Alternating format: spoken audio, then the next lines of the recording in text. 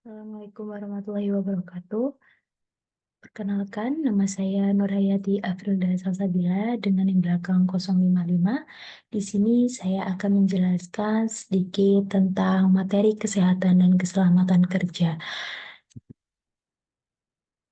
Sebelumnya kita masuk ke konsep dasar K3, yaitu di mana segala kegiatan yang berfungsi untuk menjamin dan melindungi keselamatan dan kesehatan tenaga kerja laboratorium melalui berbagai upaya pencegahan resiko-resiko yang terdapat di dalam laboratorium.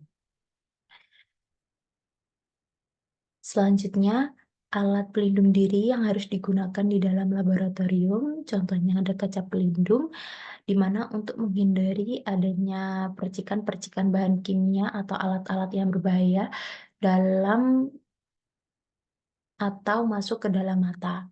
Selanjutnya ada masker untuk menghindari terhirupnya bahan-bahan kimia yang berbahaya yang dapat menyebabkan rusaknya organ pernafasan serta menimbulkan keracunan bahkan kematian. Selanjutnya ada sarung tangan, di mana sarung tangan ini berfungsi untuk menghindari adanya iritasi tangan yang terkena bahan-bahan kimia yang sangat korosif. Terus selanjutnya ada sepatu pelindung untuk melindungi kaki kita dari barang-barang atau alat-alat kimia yang mungkin terjadi pecah atau terkena bahan kimia yang sangat berbahaya bagi kulit. Selanjutnya ada helm untuk melindungi kepala kita dari benturan-benturan alat atau terkena bahan-bahan kimia yang ada di laboratorium. Terus ada pelindung telinga untuk eh,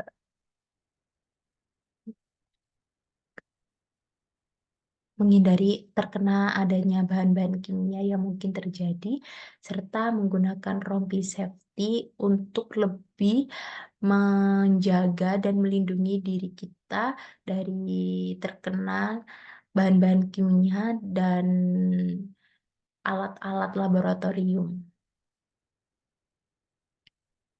Selanjutnya ada alat-alat laboratorium yang pernah kita gunakan, seperti contoh yang ada di PPT, yaitu seperti gelas ukur, di mana fungsi dari gelas ukur sendiri itu untuk mengukur volume sampel bahan cair dengan ketelitian yang sangat rendah. Terus ada pipet tetes, di mana fungsinya ini untuk memindahkan larutan dari suatu wadah ke wadah yang lain dengan jumlah yang sedikit. Terus ada penjepit kayu yang berfungsi untuk memudahkan pemanasan bahan yang direaksikan serta menghindari bahaya yang ditimbulkan dari reaksi. Setelah itu ada cawan Petri, di mana tempat ini berfungsi untuk menimbang bahan atau sampel yang akan digunakan. Setelah itu ada gelas kimia atau gelas beker yang berfungsi untuk tempat yang dapat mereaksikan bahan serta menampung bahan kimia yang berupa larutan dan padatan untuk melarutkan bahan. Terus ada tabung reaksi yang dimana berfungsi untuk menampung, mencampur, dan memanaskan bahan kimia padat atau cair. Setelah itu ada pengaduk, batang pengaduk yang berfungsi untuk mencampurkan bahan kimia dan cairan untuk keperluan laboratorium. Ada alu dan mortar yang berfungsi untuk menghaluskan bahan kimia yang bersifat padatan. Terus ada kaki tiga, di mana yang berfungsi untuk penyangga alat dalam proses pemanasan. Ada bakar spiritus, di mana berfungsi untuk menguapkan bahan kimia dengan menggunakan cawan Petri porselin. Dan yang terakhir ada rak tabung reaksi yang digunakan untuk menyimpan atau menata beberapa tabung reaksi yang telah direaksikan atau yang akan direaksikan. Selanjutnya yaitu ada simbol K3, di mana simbol K3 ini terdiri dari eksplosif yang artinya mudah terbakar, di mana simbol ini itu berarti kita sebagai pekerja di laboratorium itu akan bekerja dengan bahan kimia yang mudah meledak, yang membutuhkan pengalaman praktis sekaligus pengetahuan yang lebih, serta menghindari hal-hal yang dapat memicu ledakan ini sangat penting dilakukan untuk mencegah resiko bagi keselamatan diri kita sendiri sebagai pekerja di laboratorium. Selanjutnya ada oxiding atau mudah menguap, di mana penyebab dari bahan kimia yang mudah menguap ini terjadi karena kebakaran umum, serta adanya akibat reaksi bahan tersebut dengan udara yang sangat panas, percikan api, atau karena adanya reaksi dengan bahan-bahan kimia yang bersifat reduktor. Terus ada extremely flammable, di mana artinya mudah terbakar. Bahan kimia ini dapat terbakar pada suhu yang sangat tinggi. Terus ada korosif, yang artinya korosif, di mana bahan kimia ini menunjukkan bahwa suatu bahan tersebut bersifat korosif dan dapat merusak jaringan manusia. Terus ada dangerous for the environment, yang berarti bahaya bagi lingkungan hidup. Bahan kimia ini jika dilepaskan atau dibuang ke lingkungan, maka dapat merusak adanya ekosistem yang ada di lingkungan. Contoh ekosistem tanah, udara, air, dan menyebabkan organisme-organisme yang ada di dalamnya itu mati. Terus ada harmful, di mana harmful ini yang berarti berbahaya. Bahan kimia ini memiliki formula yang dapat merusak kesehatan pada tingkat sedang apabila masuk ke dalam tubuh melalui mulut, sistem inhalasi, dan kontak dengan kulit. Terus ada toksik, di mana toksik ini artinya yang beracun. Di bahan kimia yang beracun ini dapat mengakibatkan keracunan akut dan kronis, bahkan bisa hingga menyebabkan kematian pada konsentrasi tinggi apabila menghirup atau terjadi keracunan pada bahan kimia.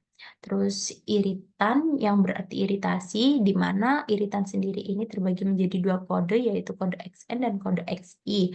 Jika kode XN itu menunjukkan adanya resiko kesehatan jika bahan masuk melalui pernafasan, serta melalui mulut dan melalui kontak kulit. Selanjutnya ada potensi bahaya, yaitu ada 3, ada kebakaran, keracunan, dan kerusakan alat, di mana potensi bahaya kebakaran ini akan terjadi apabila suatu bahan kimia ini memiliki tingkat atau mudah terbakar yang dapat menjadikan sebuah permasalahan baru di sebuah laboratorium. Selanjutnya potensi bahaya yang kedua yaitu keracunan, di mana apabila suatu bahan kimia ini memiliki kandungan yang beracun, apabila tertelan atau terhirup dapat menyebabkan keracunan pada diri pekerja, sehingga harus lebih waspada terhadap bahan kimia. Dan yang terakhir potensi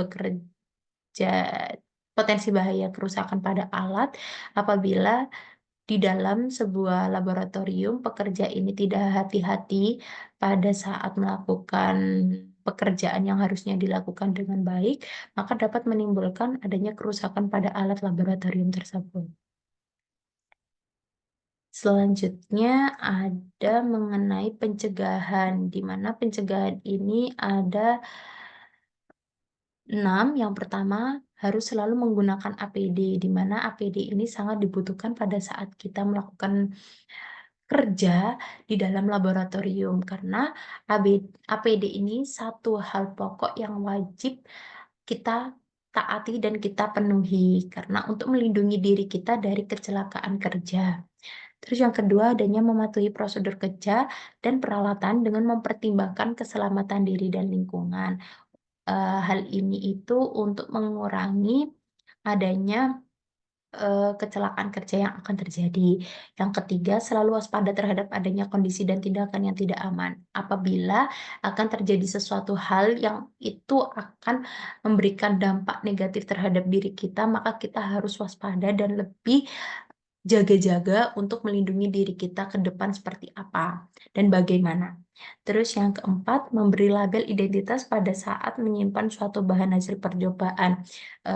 Memberi label ini sangat penting karena agar kita tidak tertukar antara bahan kimia satu dengan bahan kimia yang lain. Terus yang kelima, dilarang bergurau selama bekerja di laboratorium. Hal ini dicegah untuk menghindari hal-hal yang sangat negatif dan berdampak pada kita dan keselamatan kerja kita. Yang terakhir yaitu adanya konsentrasi yang sangat tinggi selama bekerja di dalam laboratorium.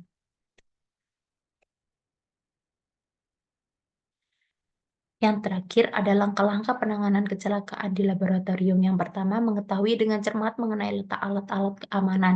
Kita harus mengerti di mana alat-alat keamanan itu diletakkan agar kita tahu jika terjadi hal buruk di dalam suatu laboratorium, maka kita akan tahu langkah-langkah apa yang harus kita kerjakan dan langkah-langkah apa yang harus kita perbuat di saat terjadi kecelakaan kerja, seperti itu. Yang kedua, zat kimia yang terkena mata harus segera dibilas dengan air mengalir dari keran. Hal ini untuk mengatasi atau sebagai pertolongan pertama kita untuk menghindari adanya kerusakan pada mata atau permasalahan mata yang timbul. Terus yang ketiga, zat kimia yang mengenai kulit dan baju harus segera dicuci dengan air. Hal ini sama dengan sebelumnya, apabila ada bahan kimia yang terkena pada diri kita, maka akan segera ditangani dengan air yang bersih dan yang mengalir. Terus yang keempat, zat yang masuk ke dalam mulut harus segera berkumur-kumur dengan air yang bersih dan cukup, di mana hal ini segera ditangani agar tidak masuk ke dalam organ tubuh selanjutnya dan memberikan pertolongan pertama sebelum kita dirujuk ke rumah sakit. Terus yang kelima, membersihkan alat yang pecah dan buang ke tempat pembuangan khusus untuk menghindari hal-hal yang berdampak negatif terhadap diri kita dan lingkungan ataupun orang lain. Terus yang keenam, memperhatikan dengan baik petunjuk penanganan kecelakaan di laboratorium. Agar kita dapat mengetahui apabila terjadi kecelakaan, maka kita dapat menangani kecelakaan tersebut dengan baik karena sebelumnya kita telah memperhatikan petunjuk-petunjuk yang ada di laboratorium tersebut. Dan yang terakhir, melaporkan ke pengawas laboratorium dengan segera mengenai semua kecelakaan laboratorium. Jadi, apabila terjadi sebuah kecelakaan di laboratorium, maka kita bisa melaporkan hal tersebut segera mungkin ke pengawas yang ada di tempat kerja tersebut. Sekian, terima kasih presentasi dari saya. Mohon maaf apabila banyak kekurangan dalam menjelaskan materi ini. Saya akhiri. Wassalamualaikum warahmatullahi wabarakatuh.